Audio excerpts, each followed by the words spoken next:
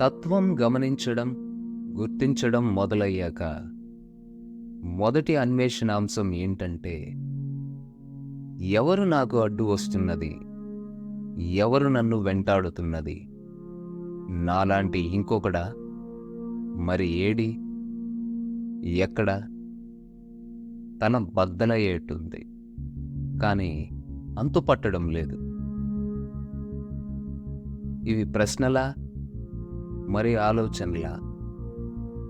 ఇలా ప్రకృతి శక్తుల కోసం మనిషి వేట మొదలైంది. ఇలా ఆలోచనలనే కనిపించని పదార్థంతో మగాడి చేత తయారు చేయబడిన వాడే దేవుడు.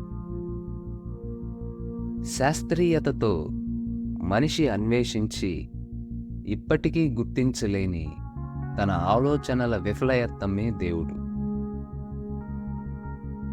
మొదటి అనుభవం గాలితో, తరువాత నీటితో, తరువాత మట్టితో, తరువాత నిప్పుతో తన అనుభవాలను జోడించాడు మనిషి. మంచి అన్వేషణ. తన అన్వేషణతో నిజమైన శక్తులను కనుక్కునేశాడు. జీవిని ఈ భూమి మీద మననిచ్చేవి అవే. గాలి ముక్కు రంధ్రాల ద్వారా వస్తూ పోతూ ఉంటుంది. అలా జరగకుంటే చావే. నీరు తాగి మరలా విసర్జించకుండా ఉంటే కూడా చావే. మట్టి నుంచి వచ్చిన తిండిని తిని విసర్జించకుండా ఉంటే కూడా చావే. ఇవన్నీ కూడా సరిగ్గా పనిచెయ్యాలంటే నిర్దిష్ట ఉష్ణోగ్రత అవసరం లేకుండా ఉంటే కూడా చావే. వీటి కోసం తన గర్ల్ ఫ్రెండ్తో కలిసి పనిచేశాడు. ఈ అవసరాలే బ్రతుకు అని గుర్తించింది కూడా మనిషే.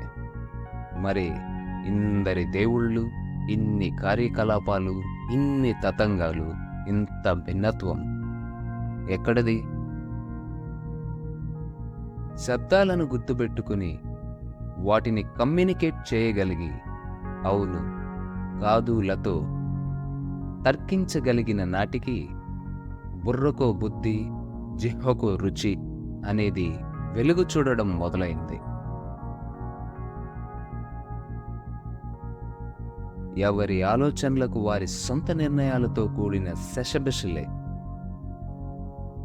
వాటి ప్రతిరూపాలే ప్రతిమలు.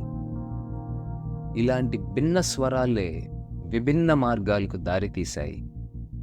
దీన్నే ఇన్ఫర్మేషన్ టెక్నాలజీ అంటారు. తనకు మళ్ళీ తన దేవుడికి ఒక దేవతను ఊహించుకున్నాడు. అదే ఇన్ఫర్మేషన్ టెక్నాలజీ. మనిషి మరింత ముందుకెళ్ళి నిర్ధారణ కోసం పాకులాడడం మొదలుపెట్టాడు. ఇక్కడ ఇన్ఫర్మేషన్ని టెక్నాలజీతో ముడిపెట్టి వాస్తవాన్ని రాబట్టాల్సి వచ్చింది. ఫలితాలు స్పష్టంగా వచ్చాయి. నిర్ధారణ అయింది. అదే సైంటిఫిక్ టెంపర్. అన్నిటికీ స్పష్టతను జోడించుకున్నాడు. మంచి గాలి, మంచి నీరు, మంచి ఆహారం, సమశీతోష్ణ స్థితి. అవసరాలను గ్రహించి వాటికి ప్రయత్నాలు మొదలుపెట్టాడు.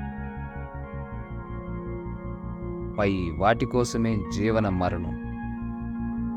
ఆలోచనలతో చేస్తే ఐశ్వర్యం, అస్త్రశస్త్రాలతో చేస్తే ఆయుక్షీణం. ఏది మేలు? పై 4 అంశాలను ముందు తరాల వారికి మిగిల్చుదాం.